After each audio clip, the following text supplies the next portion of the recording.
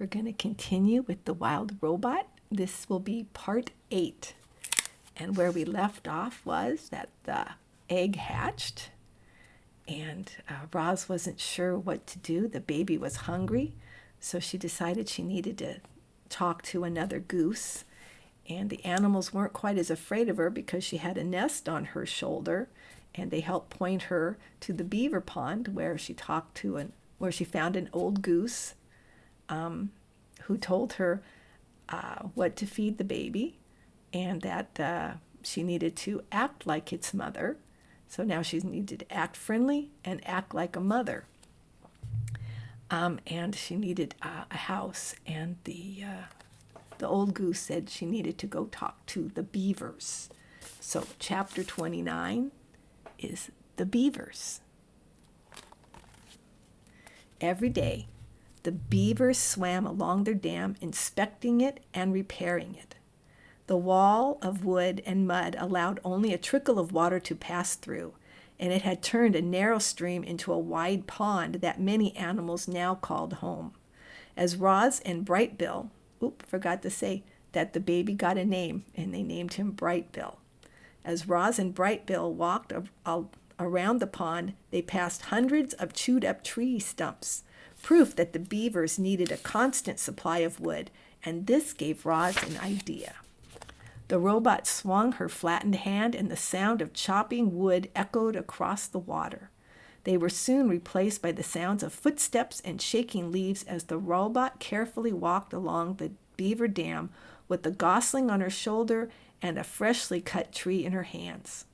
The beavers floated beside their lodge and stared at the bizarre sight with open mouths until Mr. Beaver slapped his broad tail on the water, which meant, "Stop right there." The robot stopped. "Hello, beavers. My name is Roz, and this is Brightbill. Please do not be frightened. I am not dangerous." She held out the tree. "I have brought you a gift. I thought perhaps you could use this in your beautiful dam." "No thanks," said Mr. Beaver. "I have a strict policy never to accept gifts from No thanks." "Don't be ridiculous," interrupted Mrs. Beaver. "We can't let a perfectly good birch go to waste." "I'm afraid I must insist," said Mr. Beaver. Mrs. Beaver turned to her husband. "Remember how you asked me to point out when you're being stubborn and rude? Well, you're being stubborn and rude." Then she turned back to Roz. "Thank you, monster. If you'd be so kind as to drop the tree in the water, we'll take it from here." "I am not a monster, Roz." And then Roz tossed the tree like a twig. "I am a robot." The tree smacked against the water and sent the beavers bobbing up and down. Just then, Brightbill started peeping. "Mama, hungry." So Roz dropped a ball of grass into his nest. "The gosling thinks you're his mother," came a quiet voice. It was Paddler, Mr. and Mrs. Beaver's son. "His real mother is dead," said Roz, "so I have adopted him." There was a brief silence. Then Paddler looked up at Roz and said, "You're a very good robot to take care of Brightbill." Mr. Beaver sighed. Yes, that's very good of you, Roz, but I don't understand what any of this has to do with us." "My son and I need a home," and Loudwig said you would help us build one. "Of course she did," Mr. Beaver muttered to himself. "Loudwing gets me out of one lousy jam, and I spent the rest of my days doing her favors."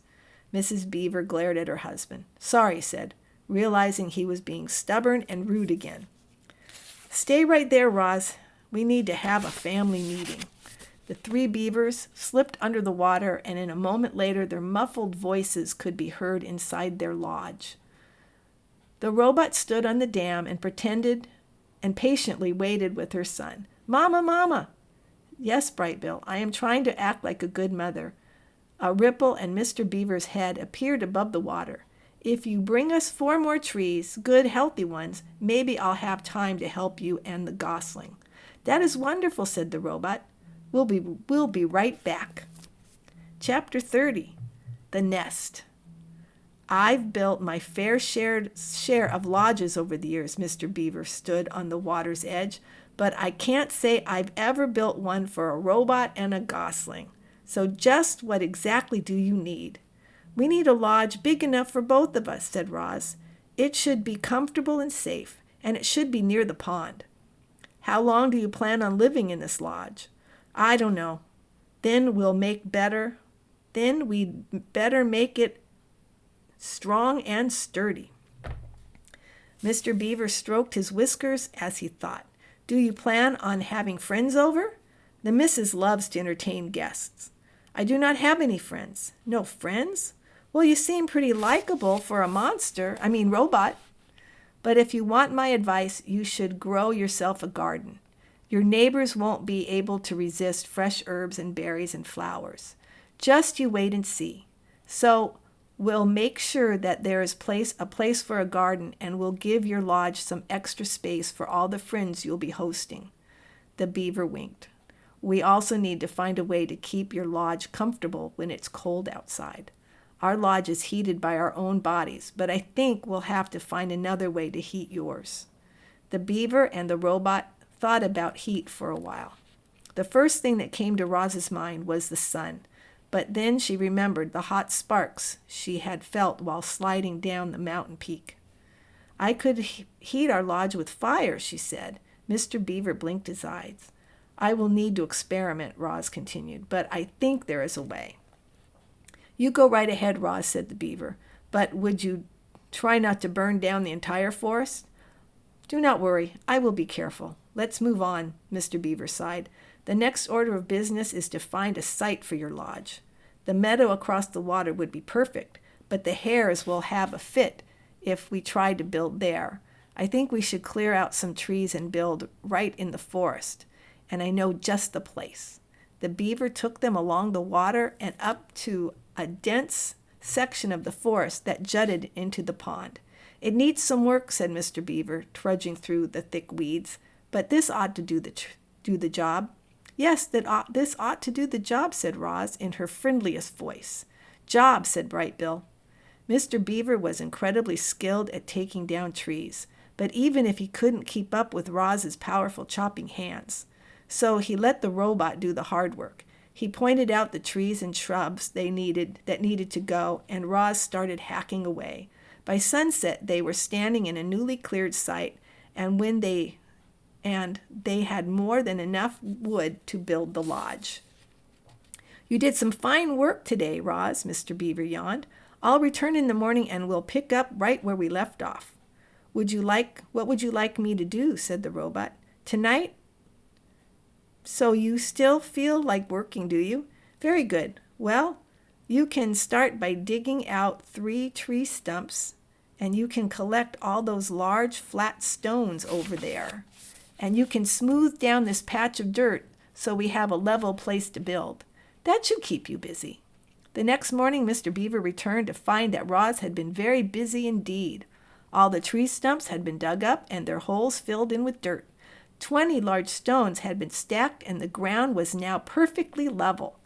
But what most astonished Mr. Beaver was that Roz and Bright Bill were huddled around a small, crackling campfire. Mr. Beaver moved his lips, but no words came out. Bright Bill was cold last night, said Roz, so I taught myself how to make a fire. But how? I discovered that when I strike these 2 stones together, they create sparks like this.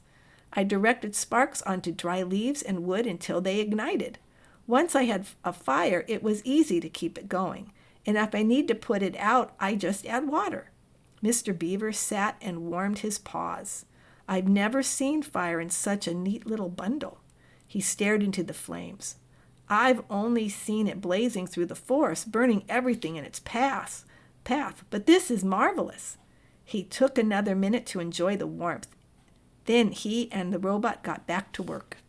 Mr. Beaver asked Roz to dig a trench here, to place large stones there, to arrange logs this way, to smear mud that way. Birds and squirrels perched in the trees and watched the new lodge take shape. It resembled the Beaver Lodge, but it was larger, a great dome of wood and mud and leaves. A simple opening in the wall served as the entrance, and the door was nothing more than a heavy stone that the robot could slide out of the way. Inside the lodge was one big round room. The arched ceiling was high enough for that Roz could stand upright. A fire pit was set into the center of the floor, and a mesh of thin branches above acted as a vent. Long stones lined the interior walls like benches and were covered with thick cushions of moss. There was even a hole for storing food and water for Bright Bill. "You've got yourself a beautiful Pond View property," said Mr. Beaver. "What are you going to name it?" "I do not understand." "Why, a beautiful lodge like this deserves a name. We call our lodge Streamcatcher." The robot's computer brain didn't take long. "The lodge is for Bright Bill. Bright Bill is a bird. Birds live in nests. We could call this lodge the Nest." "Ha!" squeaked the beaver. "The Nest is a fine name for your lodge."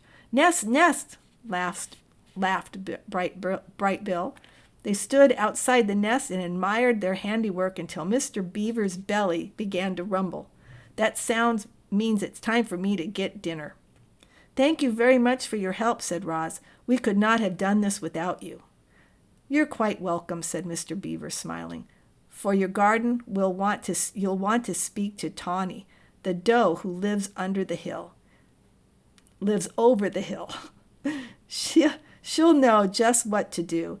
And now, if you'll excuse me, I have to hurry home before Paddler eats all the best leaves. Enjoy your first night in the nest." All right, that's the end of that part, and the wild robot.